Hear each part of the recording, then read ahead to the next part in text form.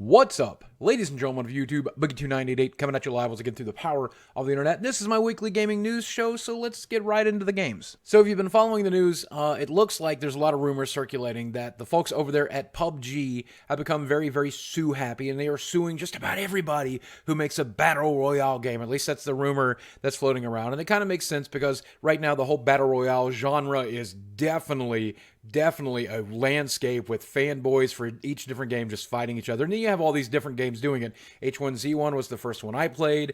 Then you've got PUBG. Of course, now you got Radical Heights, the new one by Cliff Bleszinski that's in very early access but shows some promise. And of course, the king of them all currently right now, of course, the game by Epic Games, FORTNITE. And the rumor that's circulating is that the folks over at PUBG eventually plan to sue everybody out of the genre, and that makes them look like hypocrites because obviously they didn't invent it, H1Z1 invented it, and you know, at the end of the day, this is something we've never really had in the video games. Nobody can really copyright or patent gameplay elements in a video game. No one's ever tried. No one's ever been interested in it. If you want to make your own version of a game with gameplay elements in it that are fairly similar, that's just always how it's been. And it's true that the maker of PUBG has actually complained about that in the past, but he's kind of retracted those statements.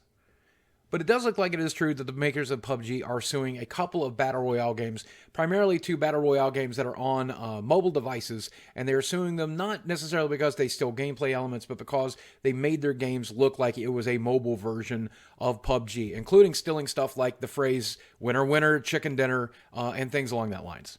Probably the most disconcerting thing in this 155-page lawsuit, though, is the fact that he's also suing him for a game mechanic, basically the shrinking playfield. So if you ever played one of these Battle Royale games, they all have a shrinking playfield that makes the final players in the match come into a smaller and smaller area. Otherwise, they'll die if they're not inside that safe zone.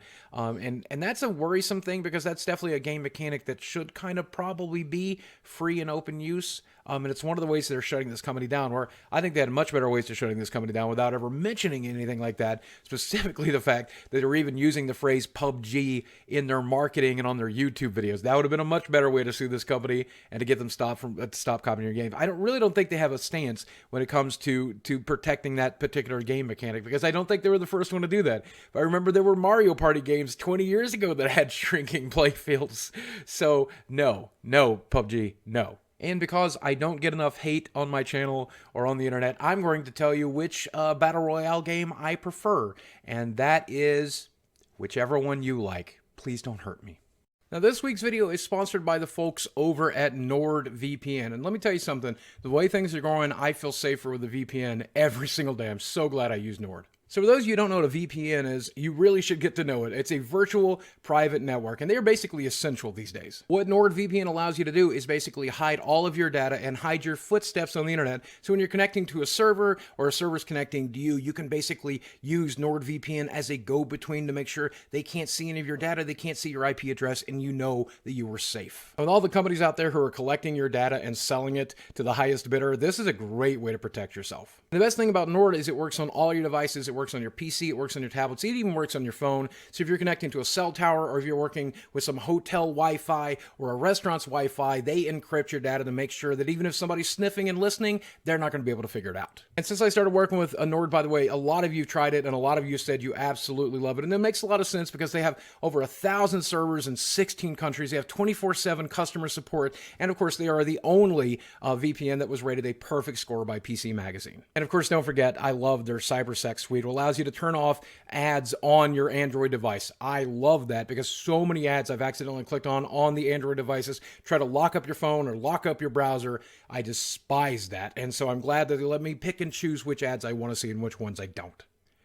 So do me a favor, go to nordvpn.com/BOOGIE, and if you use that link, they're going to offer you 77% off of their 3-year plan. I think it comes out to just a couple of dollars every month, and that is a good use of your money if you want to make sure that your data and your surfing habits are kept completely safe. I use it, and I highly recommend it.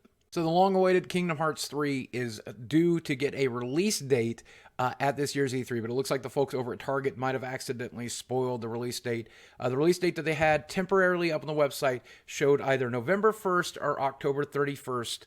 And an October launch date seems pretty typical, though I guess both October 31st and November 1st are not the usual Monday or Friday release days that you normally see. However, It does look like this game is coming out this year. So all I had to do was wait for about 25 years.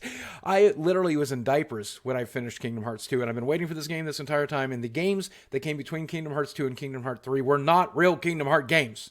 I enjoyed them, but I'm old, and they confused me. Hopefully this game I'll be able to understand. But now it gives me something to do between now and October. Now I get to play through Kingdom Hearts 1 and 2 and ignore every other game in the Kingdom Hearts series. And boy, I can't wait to read the angry comments about that. But that's what I'm going to do. Okay? To hell with those other games. I'm waiting for this one. Now last week we talked about the PlayStation 5 and a potential 2018 release date. Potentially 2019. It looks like, according to the folks over at Kotaku, Jason Schreier, who generally does very good work, has basically talked to a few sources within the company and said that it looks like the PlayStation 5 could potentially come out in 2019, but a 2020 launch date is way more likely. And this is largely based off of the fact that these dev kits that everybody was reporting on and talking about, they don't look like consoles or anything close to them. They are pretty much the early prototypes with whatever specs might be in the PlayStation 5 to give developers an idea of what it might look like and what it might run and what the system and the specs might be like. That's it. And they're just basically PC towers at this point.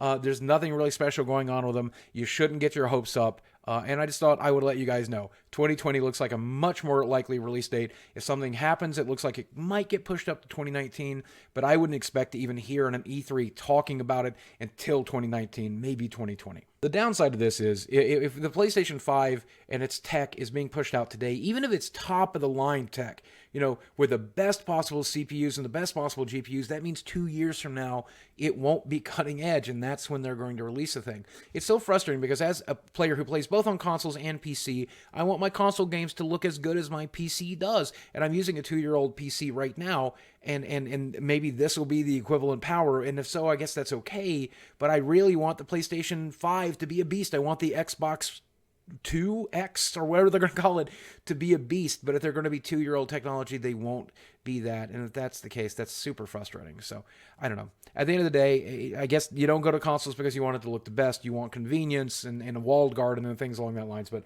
I wish I could get that and also the best technology as well. Then I guess I should probably talk about this. I got this last week, but I did not share it with you.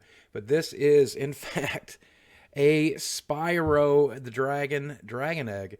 And this was sent to me as part of a promotion. I think there's only 12 of these sent out into the world, 16 of them made in total, to announce the new Spyro trilogy remastered. So let's talk a little bit about that. But thanks to the company for sending this out. This is a one-of-a-kind collector's edition.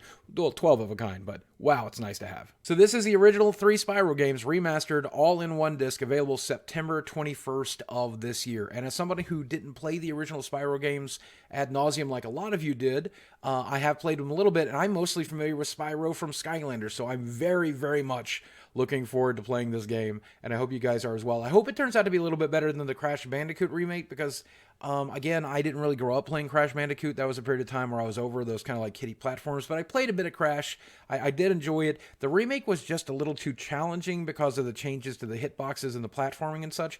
I still played through it, even though I didn't enjoy it as much. Hopefully, I'll love Spyro as much as everybody else, and I'm looking forward to a chance to play it. And then finally, I want to talk about one more thing. The folks over at Shadow of War, who made this wonderful game, which would have been, by the way, on my Game of the Year list were it not for 2 major problems. The first, their microtransaction system, being the loot box system, and the fact that it compromised the integrity of the game, specifically how the end of the game is designed to be one long slog through, encouraging you to buy these loot boxes to get orcs instead of going out and taming them in the wild. Well, they finally decided to remove those loot boxes, and it might be because of the reason they're saying that they realize it ruins the integrity of their game, or it could just be the fact that the term loot box is now just synonymous with toxicity in gaming. I don't think any AAA game is going to have a loot box in it for quite some time moving forward, and maybe that's why they decided to remove it. Now, they did say, we realize that, it destroys the entire point of the game, which is the Nemesis system, and we want the Nemesis system to be there, but they knew that going into it. We screamed that at them.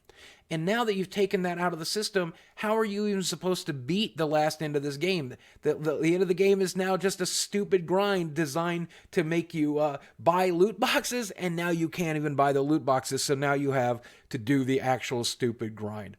I'm hoping that instead of just trying to fix this game, which is something they can't do at this point, the end of the year lists have already been made. The reviews are already out. You can't fix this game. I'm hoping they'll just learn. Moving forward, WB Games and whoever else worked on this game, hopefully they could just do a better job moving forward, and let's just not do it. And let's just point out that, let's call it the way it is. You made all your money off of loot boxes anyway. The game is dead. The game as a service is pretty much dead. Very few people are going to pick it up moving forward.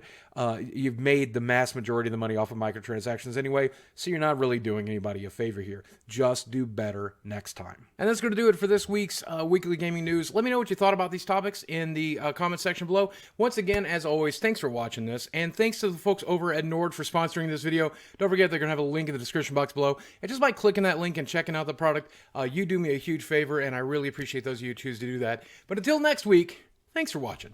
I love you very much. I'll speak with you again soon.